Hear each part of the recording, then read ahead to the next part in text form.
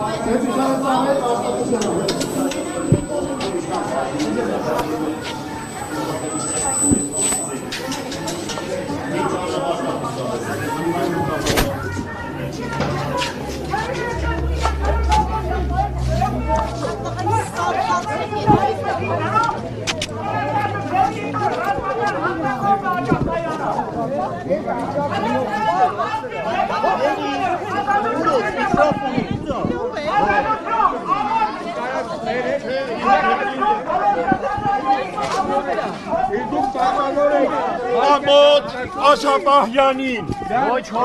ամոթ պաստար պատրողներին, ամոթ քեզ դեպուտատ Մազերին,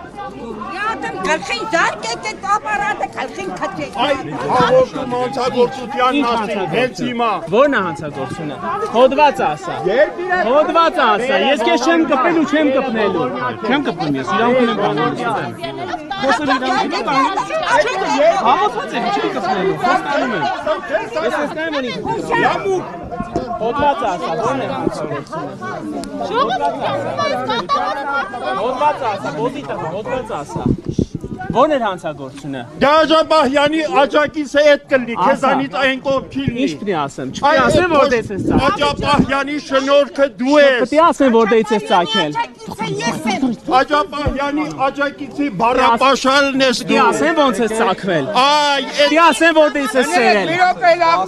ասեմ։ Չասեմ որտեղից է սերել։ Չասեմ մամատովա։ Եղբայր, всё։ Ոնց ինքը իրանք ունի սադրելու ես իրանք ունեմ։ Դե դիմանա, կամ թո ռակաշի, կամ թո խփի։ Այս գիտեմ ինչ եմ անում է։ Ես գիտեմ ինչ եմ անում, ինքը կարա սադրի ես չեմ կարա թո խփի։ Չի խփելու, որտե փողը վերցրել է։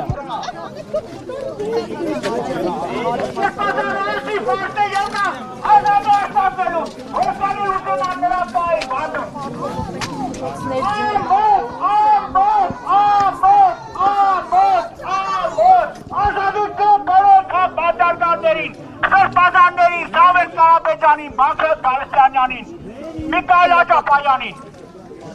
շնորհակալություն հայտնում առանձնապես Միքայել Աջապահյանի պաշտպանական թիմին, նրանք ամեն ինչ արեցին եւ անելու են, որպեսզի Աջապահյանը օրինական ձևով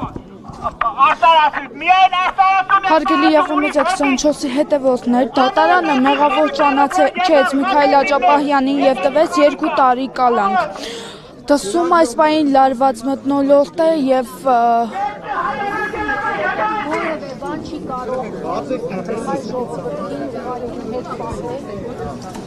Բանվորական անկոփելով սպասել ես այս վճիրը։ Ժողովուրդ էլի մի հատ լռություն, որ կարողանանք լսել էլի իրար։ Ասեք։ Նախ եւ առաջ մեզ համար կանխատեսել էր այս դատավճիռը եւ այս պատժաչափն ու պատժատեսակ։ Եթե հիշեք, նախորդ մեր հանդիպման ժամանակ մոտավոր նույն բանը ասվեց, որ 2 տարի 6 ամիս է առաջարկել մեղադրողը, դատավորն էլ մի 2 տարի ազնազրկում կկարդա իբրև հումանիստական իր դրսևորում։ Մի կարևոր բան էլ տեղի ունեցավ, որ կոնկրետ մենք արձանագրեցինք եւ դրա տեսախցիկների կողմից նույնպես Միքայել Սրբազանը մեղադրվում էր քրեական օրենսգրքի 422 հոդվածի 2-րդ մասով նախատեսված արարք կատարելու համար։ Այսօր դատանը կարդալուց նրան մեղադրեց 442 հոդվածի 2-րդ մասով։ Լրիվ ուրիշ հոդված։ Ինչի մասին։ Բարձրաբան։ Այս հոդվածը լրիվ ուրիշ բանի մասին է, վերաբերում է Պաշտոնյա առանձի կողմից ապօրինի ձեռնարկատիրական գործունեության։ Դատարը ուրիշ հոդվածի մասին խոսեց հիմա։ Այսինքն Տեսեք, մենք հիմա միասին արձանագրեցինք, որ դատավորը վերդիկտով մեղավոր էր ճանաչել 422 հոդվածի համար, հիմա դատավճիռ կարդաց 442 հոդված կարդաց։ Ձեր տեսաձայնագրությունները որ դիտեք, կտեսնեք, ուրիշ հոդվածի մասին խոսեց։ Սա հիմա գիտեք ինչի թույլ հուզմունքը մարդու ճակատագրերի վրա է ազդում։ Ակնհայտ է, որ սա պատվիրված ակտ էր եւ Միքայել Սրբազանը չի կատարել ոչ 442 հոդվածը, ոչ 422 հոդվածով կատարված նախատեսված արարք։ Միքայել Սրբազանը իշխանություն զավթելու կոչ չի կատարել։ Միքայել Սրբազանը սահմանադրական կարգը տապալելու կոչ չի կատարել։ Այնինչ վերագրում են Միքայել Սրբազանին, դա իր կարծիքն է եղել նախկին իրադարձության վերաբերյալ, որը պատմել է։ Դա չի կարող կոչ համարվել։ Դա ներկա կամ ապագա ձևով չի կատարվել։ Ինչպես բացատրենք, որ չկա այստեղ իրավախախտում։ Վերաքնի չեք դիմելու։